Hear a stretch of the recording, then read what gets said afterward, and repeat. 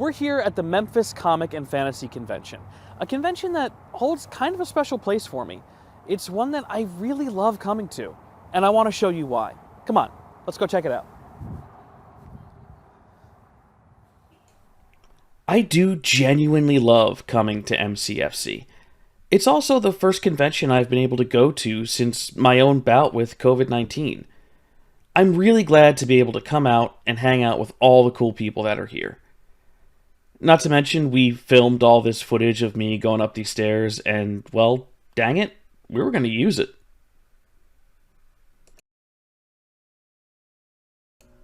With my time on the stairs out of the way, I decided to look into the only sport that I might actually have a chance in.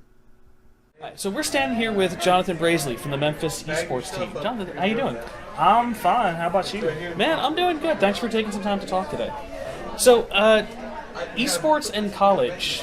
Tell me about that. So esports in college, what all esports is basically a way for gamers that want to take that next level and take it into a competitive route to compete almost in a NFL or NBA type level and get to experience all the wonders within college itself. So, for people who might not know, what is esports? So esports in and of itself is just the bottom line competitive gaming. However, it's a lot different at the same time. So with that, esports is basically a way, like I said, for gamers to take their next level and be able to compete on a much more intense level like some college athletes. So it's more than just you and your friends playing Mario Kart. There's a whole lot more to it. It's like a team, exactly like any other sport. There's got to be a team, there's got to be players, coaches, you got to have rivals, all of that. So how do you think we got from playing games casually to playing them in a professionally competitive way? So, interesting thing, I did write a research paper about that actually. Well, there we go. So, how we kind of got there is actually a company now. Forgive me, I don't remember everything that I wrote in that paper, but there is a company back somewhere in that 1900s area started a gaming tournament. You remember back in the old days where you used to be able to play on like the arcade games and stuff like that. They put that on for people, and a different college looked at that back around those times, and they were just like, oh, that's a really good idea, because it got so many people interested in, and from there on it just kept continuing throughout the years. See, I always thought it started with The Wizard. Where Fred and Ben Savage had to call the Nintendo hotline, and they had to competitively play Super Mario 3 for the first time in front of big... Does anybody remember The Wizard? It's a great movie. Man, I don't. I'm pretty sure I know a couple of friends that probably do. I've heard of it. It's probably before your time, and I've just made myself feel sad. But so esports it's getting popular. A lot of people are getting behind it, but you're one of the first colleges to try to make it an official sport. Well, I would say this: we're not the first college. We're actually very behind. There are a lot more bigger colleges that already have esports team. For example, Miami University actually has an esports team, full-fledged out esports team. So, they've kind of been doing it for longer. We're just setting it up here because that's kind of where the trend is going when it comes into sports. If you take a look at some of the statistics, some people are even suggesting that esports within the next decade or so are going to end up beating out the NFL. They've already beat out the National Basketball League. They've already beat out the National Baseball League and some other sports. So they're right on trying to get almost on the heel of NFL as well. Do you think that so many people are coming to esports because it's more approachable than a lot of other sports? I believe that. Because it's funny, I actually had a conversation with someone back at my college about esports. So the big things that are helping us out right now is COVID. During the year of COVID, esports tremendously shot up because people had to stay in their houses. Yeah. They don't entertainment, if you had a gaming system, that's where you would go to. Yeah, our Switch got a lot of hours. And secondly, actually global warming is another big factor of why esports is just blowing up the way that it is. Interesting. Because here's why. Because with the recent, if you remember all the way back in August when colleges were starting to start back up, you started to see on the news like the heat temperatures are getting up to the hundreds now, and you know it's starting to get dangerous for you to start coming outside now in some areas. Yeah. And with esports, you kind of limit that. You limit that potential quote unquote risk, as if for, you know, if you want to go to football, if you want to go play football at the NFL, or if you want to go to a baseball game or something like that, it eliminates the option of having to deal with elements. Yeah, because you have to be inside, you have to be climate controlled, because the machines get all those machines in one room. Yeah, that's a really interesting perspective. That's not what I thought of. And I'm actually really glad you brought that up, because it helps paint a broader picture of esports in general. So, what do you think the future of esports is going to be? I think the future of esports is going to be a bright one, because as you're already seeing that with esports in particular, people that are watching Twitch, watching these big Twitch streamers, they're able to make good livings out of it. We're seeing some stuff in Overwatch League. If you remember, what year was this? It was so recent. It's actually so recent. Back, I want to estimate around 2020, 2019. Please don't get at me if I'm wrong about this. But people will remember about when Ninja won that big Fortnite tournament and got $1 million off of that. That put a really good mark on the people, especially since it was being broadcasted on TV and all. It put esports in a great light, and it's going to keep going on from there, especially now that colleges are just trying to hammer this into their schools now, because that's just where we're living in the digital world, and it's going, and it's going to keep going into that direction. Yeah, and you raised a really good point. Between Twitch and esports, there is a shocking amount of money involved, and I think that colleges and other places would be remiss if they didn't try to get that in there, because it's become a viable profession. It's become a viable career path. So, you know, when I was told to stop playing because I was never gonna, you know, make money off of it, who's laughing now, Mom and Dad? Yes, Mom. You always you get so mad at me getting on the game. Look at what it's doing. Look at what it's doing. Well, Matt, thanks so much for taking some time to talk. I really appreciate it. I know you got a lot going on with the competition and everything this weekend. Man, I hope the best for it. All right, thank you. Thanks a lot, man. I hope to be on this again someday. We'll be around. We'll be around. All right. Yeah. With a new plan in place, should a career in TV not pan out, I wandered around to find something tactile to do. One of the really cool things they got here is what they call Lego Lane. It's just a table full of Legos you can play with whenever you want. And I want to go play with Legos. Let's go play with Legos.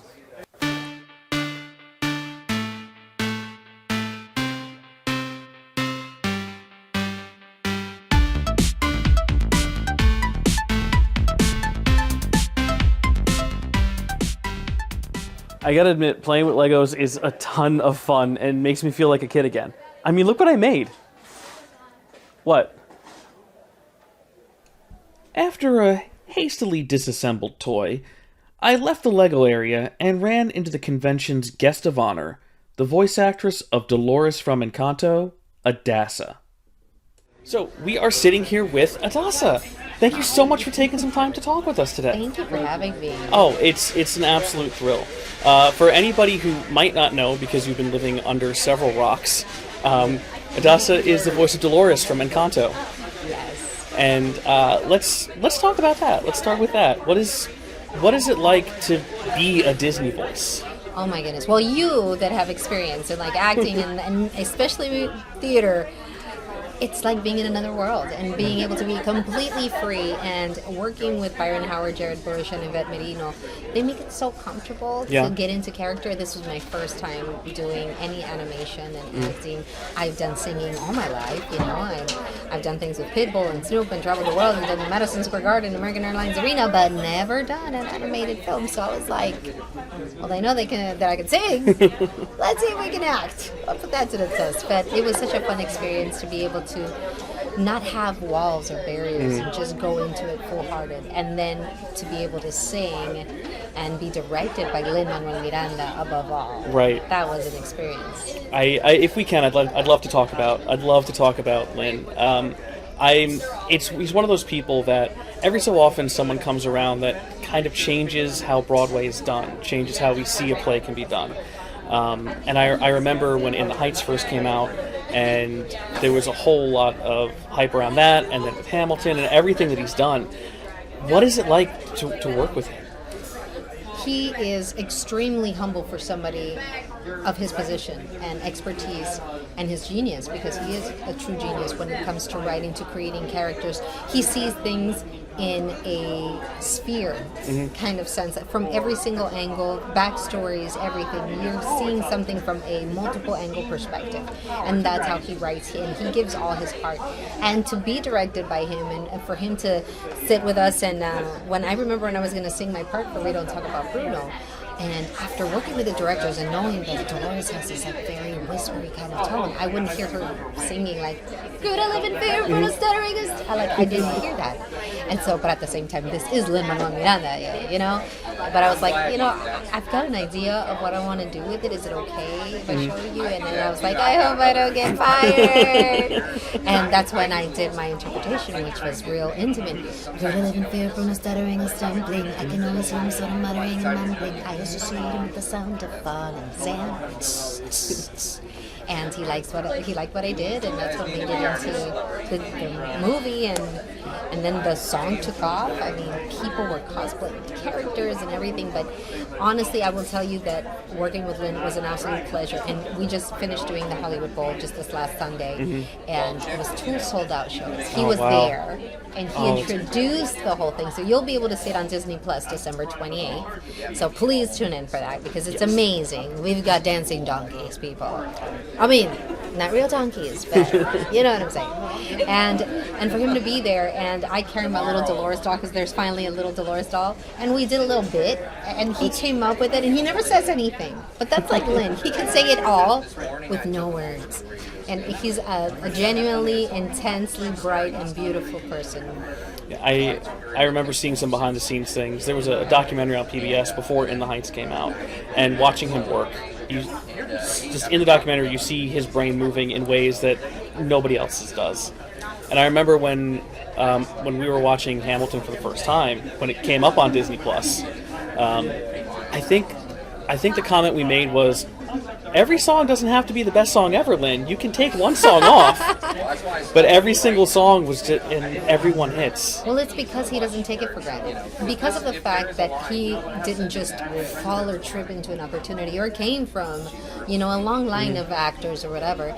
He always has taken every project as if it was his only shot. And then, because he's such an insightful and creative person, he put so much heart into it. The song that I auditioned with for the Dolores role was So this is what it feels like to match wits with someone that level. What the hell is a catch? Is the feeling of freedom of seeing the light. It's been friggin' with a key and a kite. You see it right? That was my piece. And I didn't know why until I heard the rap for Dolores, you know, which I call it like a little rap. But, you know, and I felt it. I was like, oh, brutal, live in fear, brutal, stuttering. Oh, the speed is there. The intimacy is there. So he has a certain essence in which he speaks to give a lot of dialogue within 30 seconds, your understanding of a character. It is amazing, the mastery of words that he has. And you actually get to help play a part in what I think is bringing a kind of music and a kind of feel that most people wouldn't get to a such wider audience. And I think it's fantastic that we're finally getting that in so many different things.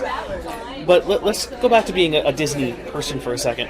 I've seen already here at the weekend kids coming up to the table. Like, what is it like to when you see the kids coming up, when they see you, when they see that Dolores is here? It's such a beautiful thing because I don't just form a part of like a family forever with these other characters and actors now like Wilmy Valderrama, John Leguizamo, Stephanie Beatriz will be forever joined together in this Madrigal family. But to see what that family means to other people, to see them dress up as their favorite character, recite the words, their favorite lines, or I had a little girl, she's 5 years old, she came up and she was like asking me questions. She was like the best interviewer ever. I was like, you really were paying attention to this movie, the intricate details of the questions she was asking me, and it's beautiful. It's beautiful because you're seeing people that feel identified with the character, that might have felt like they didn't have a place in the industry. But I didn't see people like me until this movie came out. Like I see myself. I feel I'm Luisa. No, I feel like I'm Mirabel. Like I feel like I'm Bruno. I was the black sheep that was, shunned from my home, but I still wanted to stick around, because I love them. And so I get to talk to not just with children, but also to parents and to grown-ups that don't even have kids, but they still feel like I have some closure regarding my own situation with this film. Yeah, I think it was one of those movies where, for a long time, we've seen movies where family is always the answer, but Encanto is one of those movies where it makes us dissect that and dissect family and look deeper into it, and it's just one of those that I think this movie will absolutely continue to go on. I really think so, because there are so many more stories that can be developed from it. So many perspectives in this family, and they can have their own route themselves. And I think that it's what you say, it is about family, but it's about the parts of family that not a lot of us want to talk about, but they're there.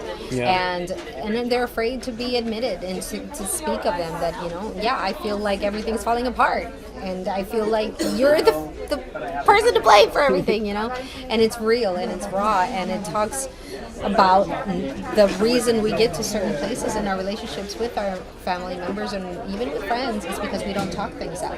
We don't really understand their perspective, because sometimes those dark moments in life, in the past, we don't want them to define who we are, but they have everything to do with who we are. And so even in this film, Abuela never really talked about what happened to the grandfather and the sacrifice he made for that family. He just said he was lost. I mean, lost where? Like in the woods? Like where was he, Yeah. But to really have suffered a great sacrifice to save his family, and to really talk about that fact that she was still in pain about it, and that regardless of how much time had passed by, she always wore that shawl in remembrance of the loss of this man who she loved and now had 3 babies to somehow have to survive in this new place. And if it wasn't for the Encanto, she couldn't have made it through. Yeah, I think that we're at a point where movies are able to broach these subjects in a healthy way that helps people think and helps people get closure. And I'm very glad that those exist. I'm very glad that you were able to be a part of those. I know you've got some more people coming that want to see Dolores and want to get some pictures there. And I know you got some stuff to do tonight. I can't thank you enough for taking the time to sit down and talk with us. Do you have anything you want to plug? I know you've got 3 albums out. I know you've got, yes, well, right now we just finished doing the Hollywood Bowl concert, and it'll be out December 28th on Disney Plus. I am also right now touring with different music, and then I have 2 albums because this film helped me embrace all of me. So I am doing a Latin album with Warner Chappell, and then one that is all American, which is my Americana country soulful side, and that product comes out now in January. So follow me on social media, Adassa Official, so you can see where I am and where the Familia Madrigal is going after this, because it doesn't end here. There's so much more Familia Madrigal to come. Adassa, thank you so much. Thank you for your time. Bye, guys. Invigorated by the wonderful conversation with Adassa and the convention filling up, I decided to wander around some more and ended up at one of my favorite spots at MCFC, the Random Acts of Art. Every year, convention founder Joe Thordarson sets up this table where anyone and everyone can come over and draw a picture, a sketch, whatever. It's just a wonderful area of pure creativity. I knew I had to give it a go. There. What do you think? What? What? At this point, it was Saturday, and it was pretty busy. But the con had another surprise for me Saturday night. One of the main highlights for this year is something called the Piranha Room. It's modeled after a club that convention founder Joe Thordarson used to go to back in his hometown. It's full of 80s goth and dance music and a whole lot of other cool stuff. Joe's promised some surprises, so I'm really excited to go see. I got my badge, I got my glowy thing, I'm going in. The black lights were on, the doors were opened, and the night was just beginning.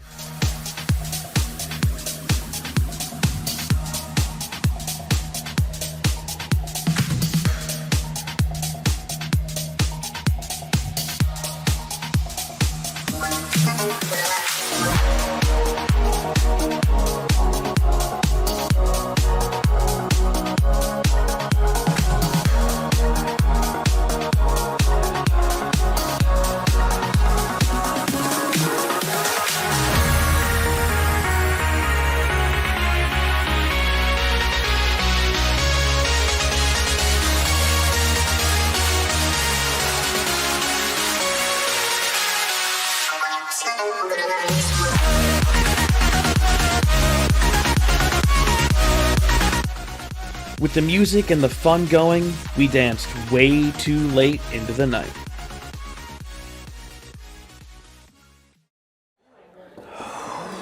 Oh, hey. Oh, it's Sunday. Yes, it is. Sunday is always... It's Sunday brain. You've been at the convention since Thursday, some people. Your brain's just completely shot. One of the good things, though, is they do tell you where to find the good coffee. How you feeling? I'm good. I'm tired. I absolutely love doing these cons. Sunday is one of those weird days where, for most people, they've been here since Thursday afternoon or since early Friday morning. And Saturday is always the big day, and you've been on for 2 straight days. And you meet all these great people, and you have a ton of fun. And Saturday night you go to the parties, but Sunday morning you just see everybody's walking around a little like zombies, and everyone's got a cup of coffee in their hands, or they'll at least tell you where to get the good one. But no, it's been good. This one. Every con I've been to has been great, but I love this one. This one's always a ton of fun. I love coming here. Take it easy today. With my traditional Sunday morning existential crisis out of the way, the team was kind enough to remind me of the last thing I bought in the dealer's room the night before. Just like any con, it wouldn't be complete without the dealer's room. And there's always something cool to find. Like this blind bag Pokeball. See what I got. Cool. What? All blurry jokes aside, Sunday is a really important day for MCFC. It's the day of Mr. Robert's fundraiser. Mr. Robert owns a shop that has, well, everything in it. So every year at MCFC, he auctions off some stuff, and all that money gets donated to sick kids. I was happy enough to donate some, and even walked away with some pretty cool prizes. At the end of everything, I actually asked Mr. Robert to let me know how much money he made so I could include it in the video. But when I asked him, he said that he doesn't count. It's not the amount of money that you give, it's just that you give. And honestly, that's a lesson I think a lot of us could learn. I was really happy to be a part of Mr. Robert's auction. As I look back on this year's MCFC, I'm genuinely happy. I honestly thought after my bout with COVID I wouldn't be able to do this. But my strength's coming back, and I'm really glad that I did. I know it's going to take a bit to get back to full again, but things like MCFC, events like this, people like this, they make the fight worth it. And I'm glad I can do that.